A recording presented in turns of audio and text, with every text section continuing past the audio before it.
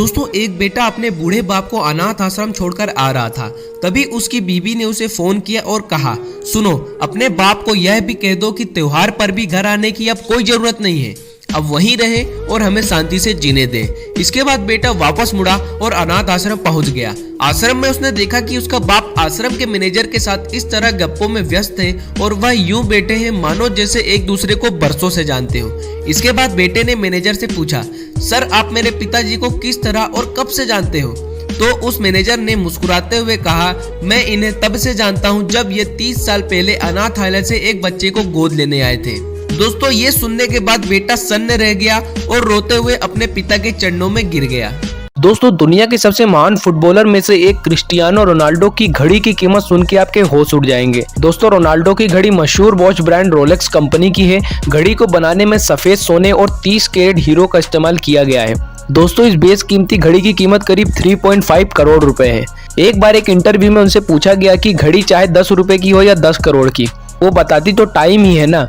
तो इस पर उन्होंने मुस्कुराते हुए जवाब दिया कि 10 रुपए की घड़ी सिर्फ आदमी को टाइम दिखाती है, लेकिन 10 करोड़ की घड़ी यह बताती है कि उस आदमी का टाइम कैसा चल रहा है। दोस्तों क्रिस्टियानो रोनाल्डो की इस बात पर आपको क्या लगता है, कमेंट करके जरूर बताएं और चैनल को सब्सक्राइब भी अवश्य करें।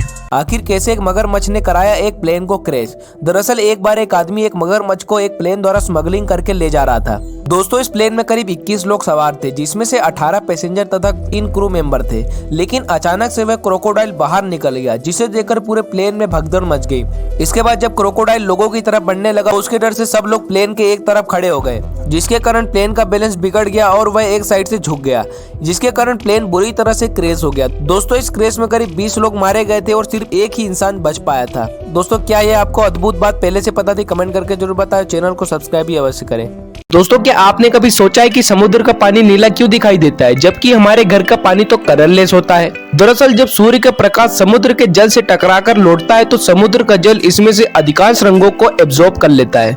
समुद्र के जल के मॉलिक्यूल प्रकाश में मौजूद लाल रंग को तुरंत एब्जॉर्ब कर लेते हैं, लेकिन वे नीले रंग को पूरी तरह से एब्जॉर्ब नहीं कर पाते, जिसके कारण समुद्र के जल से रिफ्लेक्ट होकर आने वाले प्रकाश में हमें नीला रंग ही दिखाई देता है। साथ ही समुद्र में मौजूद डेड एनिमल्स और पेड़ पौधे इस नीले रंग की तीव्रता को और बढ़ा देते हैं, और इस इफेक्ट को देखने के लिए पानी का विशाल मात्रा में होना आवश्यक है।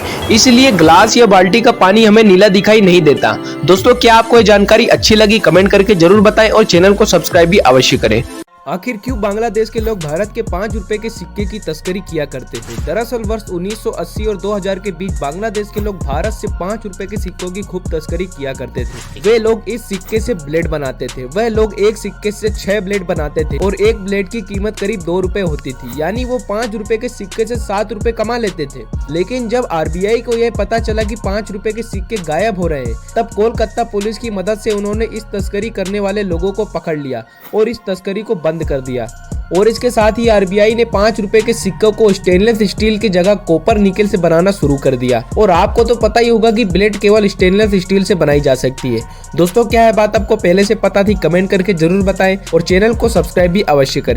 दोस्तों सोनी पिक्चर इंडिया ने एक ऐसी अनाउंसमेंट कर दी है जिसे सुनने के बाद आपको विश्वास नहीं होगा। दोस्तों सोनी पिक्चर इंडिया मुकेश खन्ना के प्रोडक्शन हाउस भीष्म इंटरनेशनल के साथ मिलकर बनाने जा रहे हैं शक्तिमान की मूवी। जी हाँ दोस्तों ये बात बिल्कुल रियल है। और दोस्तों इस मूवी के 3 पार्ट बनने वाले हैं। हालांकि अभी शक्तिमान का रोल कौन निभाएगा इसका निर्णय अभी नहीं हुआ है, लेकिन शक्तिमान का जो सूट है उसकी थोड़ी थोड़ी झलक सोनी पिक्चर इंडिया ने दे दी है।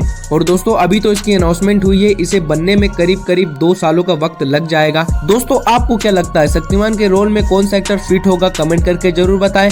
ऐसे और भी वीडियो देखने के लिए शेयर, सब्सक्राइब एंड लाइक। मिलते हैं अगले वीडियो में।